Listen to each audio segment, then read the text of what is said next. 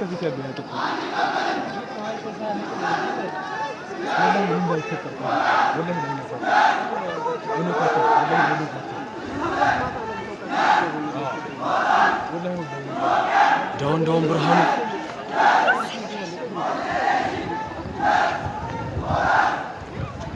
አይታይም ታካይ ዙሪያን እየቃኘሽ ብሮ እዚህ በተከፈ ይደረጋል ያለው ዛታሽ ተተኝ እንዳትወጥ ነው አራሽ ኩንሽ ብሮ አይ እነዚህ ምንም ስላላረጉ ምንም አያረጓቸው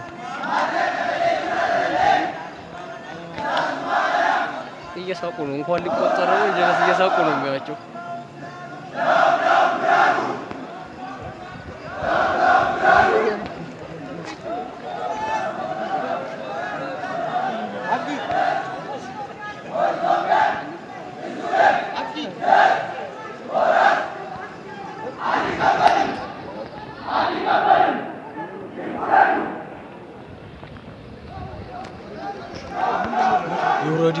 ይውረድ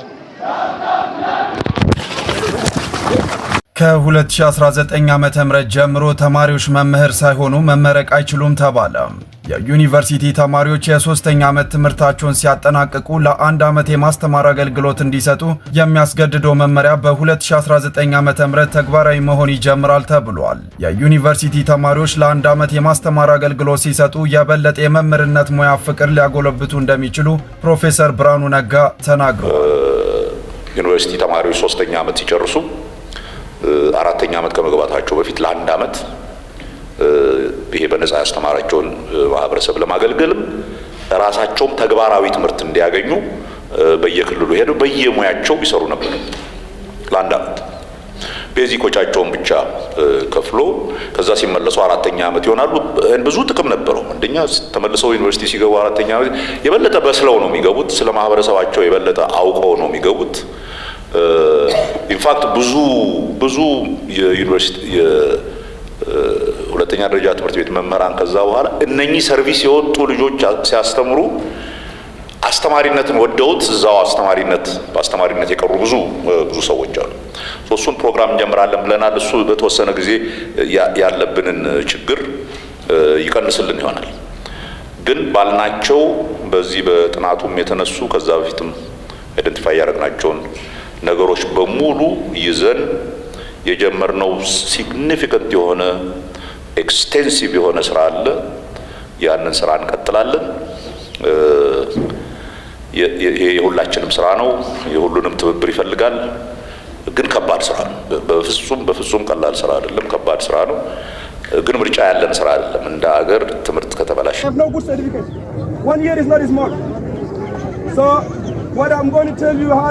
The Bolora President University Student Union, we are telling you that forward our message to Branu Nega.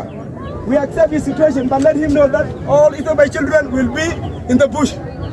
Because look, if we given one year, for me, I'm studying Christian administration. No subject I can teach in the primary school. I don't know teaching process. I don't know geography. I don't know physics. What I'm going to do there? It is nothing. Great. But I will not blame any one of you here. But because you are a representative of Bolora University and you have also direct communication with Branu Nega, we, your children who are studying Bolora, we don't accept that thing because that thing will make our country not to be unstable. And we are here to make peace. Look, imagine 4,000 students in Bolora. Being in Bolora is good because it will keep us busy. We are a student. Human beings mind are stupid. My mind is stupid. If I take 1 year, I will forget all I learned. And we don't know what will happen. Now you see, particularly we, those of Africa, we are going to Asia, to Libya. So most of them, they will go to Libya. Who cares this route? Some of them will die. Who cares this one? Branu Nega. The Almighty God will see Branu Nega.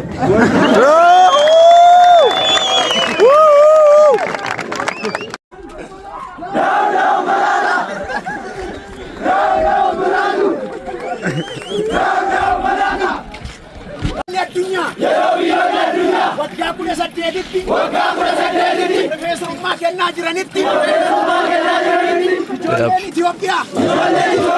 Wagga sodomatti. Digiri bragaun qabdi. Yeroo nuti biyya keenya jijjiirru. Yeroo nuti oomishnu. Yeroo nuti hawaasa keenya qaqqabnu. jira. Kanaafu Ministeerri Barnootaa qaamni dhimmi ilaallatu hawaasni biyya kana keessa barattoota wajjin ta'uun kaayyoo dhokataa barattoota irratti adeemsifamaa jiru dura akka dhaabbattan barattoonni Arsii Yuunivarsiitii waamicha kabajaaf jaalalaa isinii dhiyeessina.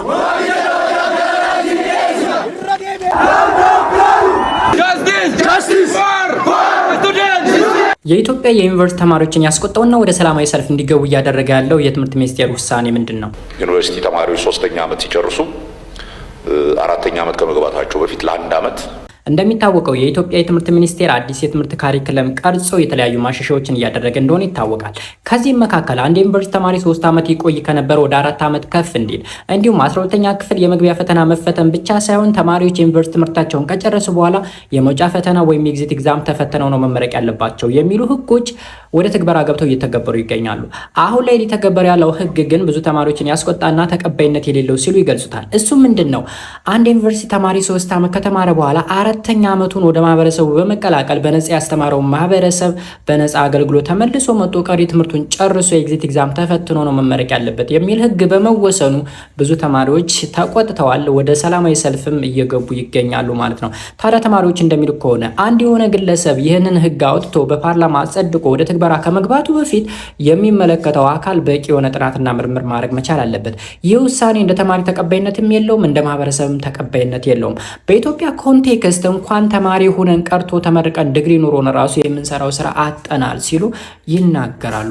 ታዲያ ይህንን ጉዳይ እናንተ እንዴት ታዩታላችሁ?